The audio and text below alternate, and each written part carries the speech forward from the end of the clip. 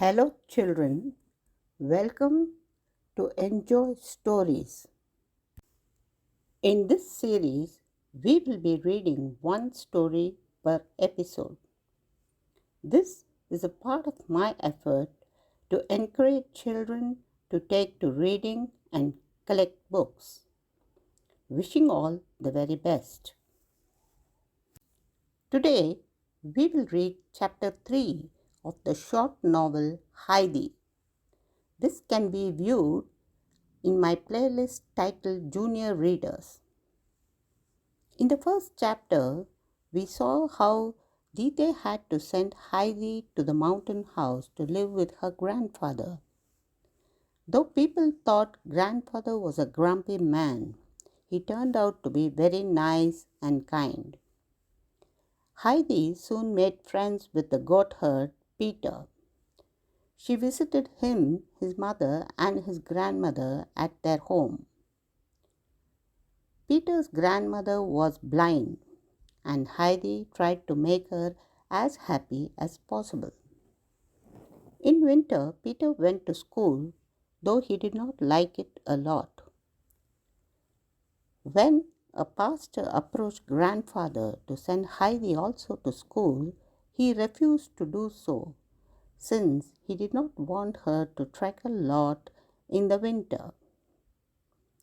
Let us see what Heidi did further. Heidi Chapter 3 New Things. Yet another visitor came to their door during that spring. Dite returned to take Heidi with her to Frankfurt. She had promised a rich family that Heidi would live with them as a companion to their sick daughter. Grandfather was not at all happy about the arrangement, but Dite would not listen. "You will have everything you could wish for in their grand house," she coaxed.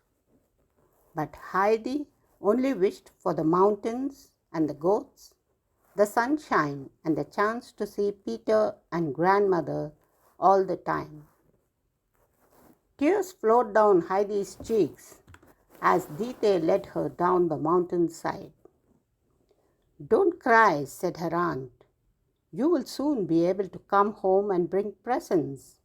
Wouldn't grandmother love some soft white bread?"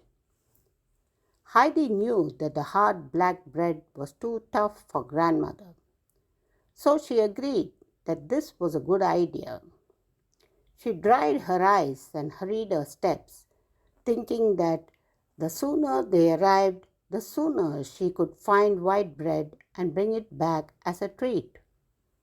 And so the little girl left her beloved mountain home and journeyed into the big city. Heidi was shocked to see the house in Frankfurt. It was large, with many windows and a high roof, packed in between lots of other houses that looked much the same. Dite knocked on the grand front door and a servant opened it. His name was Sebastian, and Heidi thought he looked very unfriendly. He begrudgingly showed them into the hallway and left them alone. Heidi gazed at the ornate ceiling high above her. Then a female servant, Tinette, appeared. "You had better follow me," she said curtly. Heidi was shown into an elegant room and Dite disappeared. A sickly-looking girl lay there on a couch covered in a blanket. She was some years older, but so pale and thin that she hardly seemed any bigger than Heidi. She introduced herself as Clara and smiled weakly at Heidi's presence. Then her gaze crossed the room to where a strict, cross-looking woman sat. "That is a housekeeper, Miss Rottenmeier," said Clara. The lady, who was dressed in all black, looked at Heidi from head to toe. "So," spoke Miss Rottenmeier, You are Heidi, are you? What kind of a name is that? Heidi began to speak, but the lady held up a hand to stop her. How well can you read and write? What books did you have? Oh, I cannot read or write, replied Heidi. I never had a single book, and Peter says it's very difficult to learn, she added. Clara looked at her in surprise. She had never heard anyone talk like that to Miss Rottenmeier. She smiled to herself. She was very much looking forward to having Heidi as a friend. Heidi was given her own bedroom, and she thanked Sebastian for showing her the way. You look so much like Peter, she exclaimed, and a shadow of smile crossed his face. Child, scolded Miss Rottenmeier, do not talk to the servants as if they were your friends. The housekeeper listed a whole host of rules that Heidi could hardly understand, let alone remember. Life in the great house was an adventure with all sorts of new things to understand. Clara's tutor arrived each morning to teach Heidi her ABCs, despite Heidi's fear of such things. But Heidi was easily distracted by the ways of the city, jumping up each time she heard a carriage go past or a market trader shout in the distance. Clara was having great fun watching her new companion. Her pale cheeks gained a rosy tint, and she laughed daily at Heidi's antics. Sebastian was cheered to see his little mistress look so well, and he seldom scowled at Heidi any longer.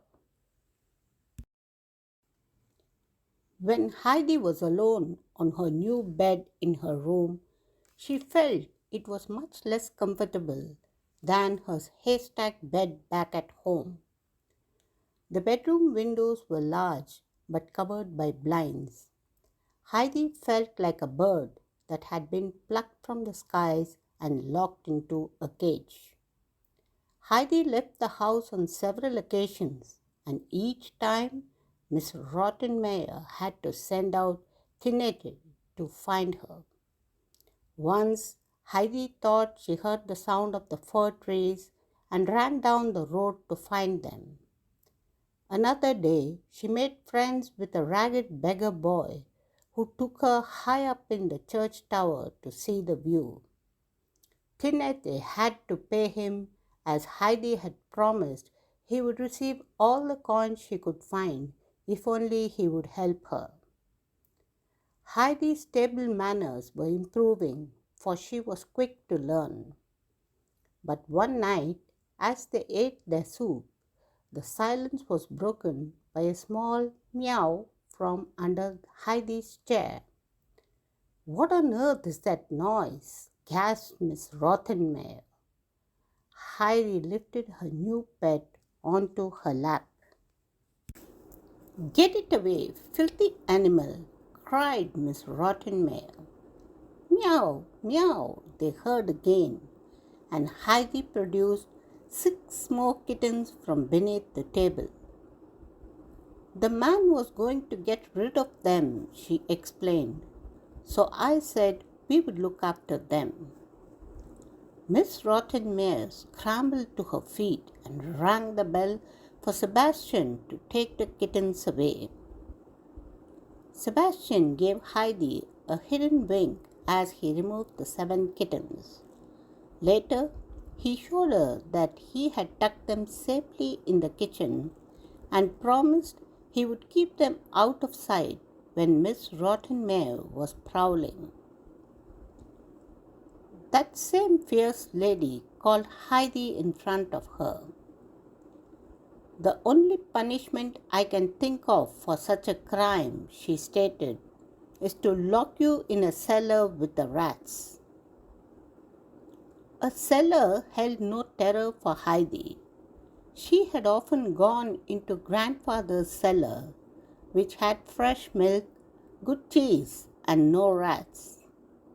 But Clara gasped. Heidi did not mean to misbehave, she exclaimed. I will write to my father if you punish her. And so Heidi escaped the gloom of the cellar, but it did not endear her to Miss Rottenmeier at all. I'm sure you all enjoyed reading Chapter 3 along with me, children. Don't forget to subscribe to my channel and share it with your family and friends. We will meet again with Chapter 4 of the short novel Heidi. Thank you.